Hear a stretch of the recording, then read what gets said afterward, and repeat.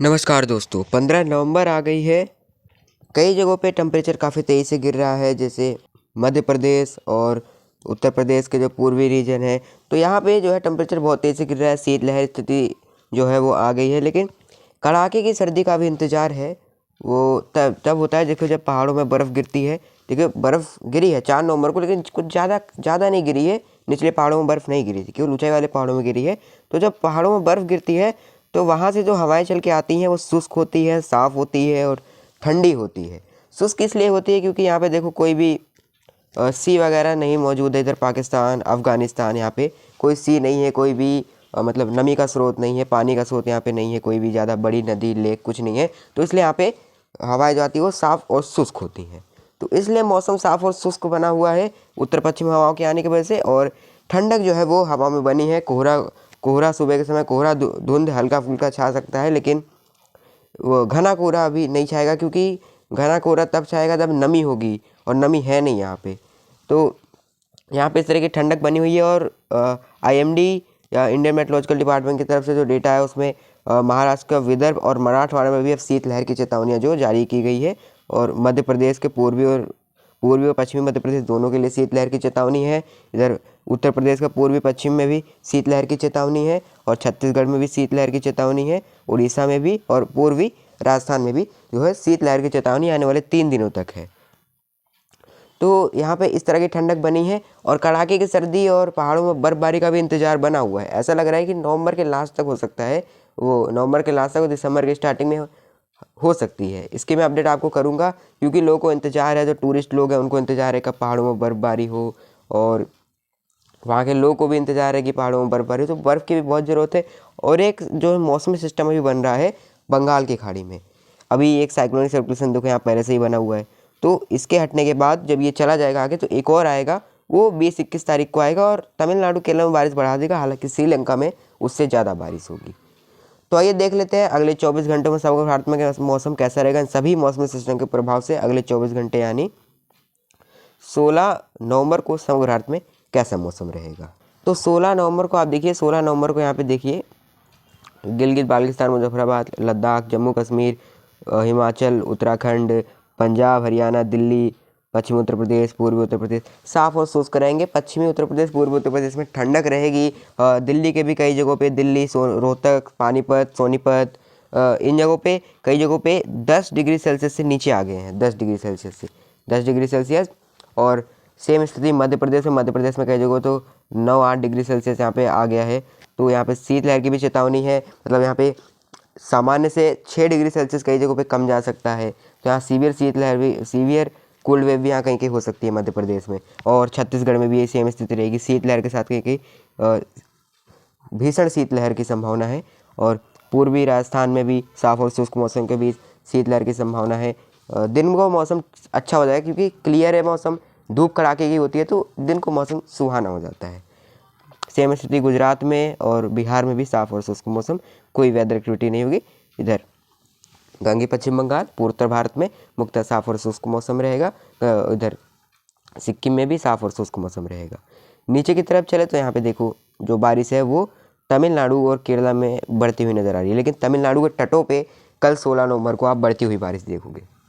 तमिलनाडु केरला के तटों पे, चेन्नई में, खास करके मदुराई, तो इन जगहों पे हल्की से मध्यम के साथ कुछ समय के लिए तेज़ बारिश होने की संभावना है। कन्याकुमारी समेत सभी इलाकों में हल्के से मध्यम बादल बनेंगे, और कहीं घने बादल बनेंगे, और तेज़ बारिश होने की संभावना है, खास करके तटों पे।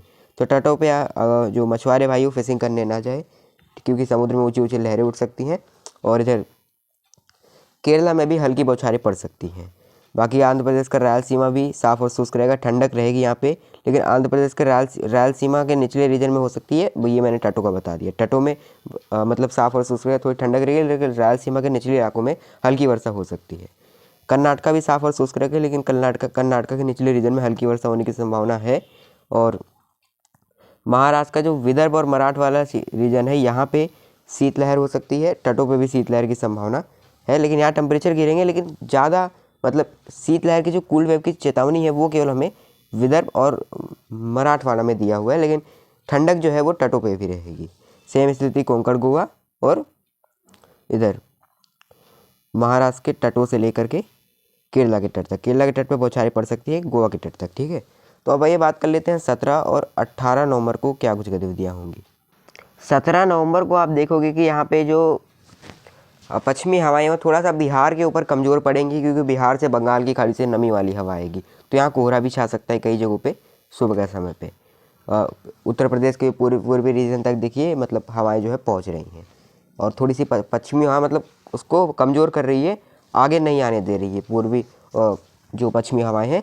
तो यहाँ पे थोड़ा मतलब ठंडक भी थोड़ा कम हो सकती है, लेकिन दिन के समय थोड़ा गर्माहट रह सकती है, लेकिन रात को ठंडक रहेगी, ठीक है। इधर तमिलनाडु की चेन्नई में देखो कई जगहों पे मध्यम से भारी बारिश हो सकती है, क्योंकि यहाँ पे सिस्टम का प्रभाव रहेगा। अब यहाँ पे साइक्लोनिक सर्कुलेशन जो है जो श्रीलंका से नीचे स्थित है, और एक नया सिस्टम जो थाईलैंड के ऊपर बन रहा है ये 20-21 तारीख को यहाँ पहुँचेगा और तमाम हिस्सों में बारिश को बढ़ाएगा तमिलनाडु केरला में। तो आप देखोगे तमिलनाडु केरला में कई जगहों पे मध्यम से भारी बारिश हो सकती है, और थोड़ी बारिश आपको आंध्र प्रदेश के रायलसीमा यानी निचले रीजन में भी आंध्र प्रदेश की अब बढ़ जाएगी।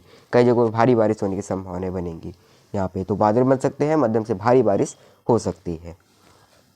शेष देखिए यहाँ पे जहाँ जहाँ उत्तर पश्चिमी हवाएं पहुँच रही है, इधर मध्य प्रदेश और इधर उत्तर प्रदेश के पश्चिम में और महाराष्ट्र, तो इन जगहों पर साफ और शुष्क मौसम में लगातार ठंडक बनी रहेगी, शीतलहर, और राजस्थान में ठंडक लगातार बनी रहेगी, शीतलहर। लेकिन सुबह और दिन को मौसम ठीक रहेगा, लेकिन रात को ठंडक रह सकती है। तो न्यूनतम टेम्परेचर बिहार में भी कम ही रहेगा। कर्नाटका में भी देखिए साफ और शुष्क मौसम रहेगा, और आंध्र प्रदेश के तटों पे भी साफ और शुष्क मौसम ही रहेगा। रायलसीमा के निचले इलाकों में हल्की वर्षा हो सकती है, कई जगहों पे भारी बारिश भी हो सकती है। अब बात कर लेते हैं 18 नवंबर को समग्र भारत में कैसा मौसम रहेगा। 18 नवंबर को आप देखिए पश्चिमी हवाएं देखिए पश्चिमी उत्तर प्रदेश तक कमज़ोर पड़ी है। यहाँ पे बंगाल की खाड़ी की नमी वाली हवाएं देखिए पहुँच रही है, और यहाँ पे हवाएं जो है कुछ अटपटा सा हो गया है। देखिए छत्तीसगढ़ के ऊपर, झारखंड के ऊपर, यानी हवाओं की कोई एक निश्चित दिशा यहाँ पे अब नहीं है। यहाँ पे कुछ अटपटा टाइप का हवा मतलब मिला जुला मिक्सचर चल रहा है हवाओं का। जैसे महाराष्ट्र, विदर्भ, इन जगहों पे देखिएगा तो इस वजह से पश्चिमी हवाएं यहाँ पे नहीं पहुँच पाएंगी, क्योंकि यहाँ पे देखो अटपटा सा हो रहा है, लेकिन कहीं ना कहीं पश्चिमी हवाएं इसमें मिक्स हो रही हैं। लेकिन बिहार के ऊपर तो साफ साफ दिख रहा है कि पूर्वी हवाएं चल रही हैं, बंगाल की खाड़ी से जो नमी वाली हवाएं आ रही है, तो कोहरा छा सकता है यहाँ पे। उत्तर प्रदेश के उत्तर प्रदेश के बरेली तक पहुँच रही है ये शेष जो इससे यहाँ पे आप देखो ये पंजाब, हरियाणा, दिल्ली से लेकर के पंजाब, हरियाणा, दिल्ली और पश्चिमी उत्तर प्रदेश, सहारनपुर, इधर रामपुर, ये वाले जो इलाके हैं, इधर महाराष्ट्र, वो मध्य प्रदेश से लेके गुजरात के जितने भी रीजन है यहाँ, और राजस्थान तक, यहाँ पे ठंडक रहेगी। सुबह के समय पे ठंडक रहेगी, पश्चिमी हवाएं चलती रहेंगी। बाकी सभी इलाकों से पश्चिमी हवाएं हट जाएंगी, लेकिन ठंडक रहेगी रात के समय। और तमिलनाडु केरला से बारिश जो हो रही थी वो थोड़ी सी और ऊपर की तरफ शिफ्ट हो जाएगी, यानी आंध्र प्रदेश के रायलसीमा में भी थोड़ी सी बारिश बढ़ जाएगी, और जो निचले रीजन है और कर्नाटका के भी निचले रीजन में बारिश बढ़ जाएगी। तो इस वीडियो में इतना ही। अभी तक आपने मेरे चैनल को सब्सक्राइब नहीं किया तो जरूर कर लीजिएगा, और बेल आइकन पर जरूर क्लिक कीजिएगा, ताकि मेरे आने वाली वीडियो की नोटिफिकेशन आप तक सबसे पहले पहुँचे और आप मौसम के अपडेट से अपडेटेड रहे। मौसम हमें अभी के लिए इतना ही।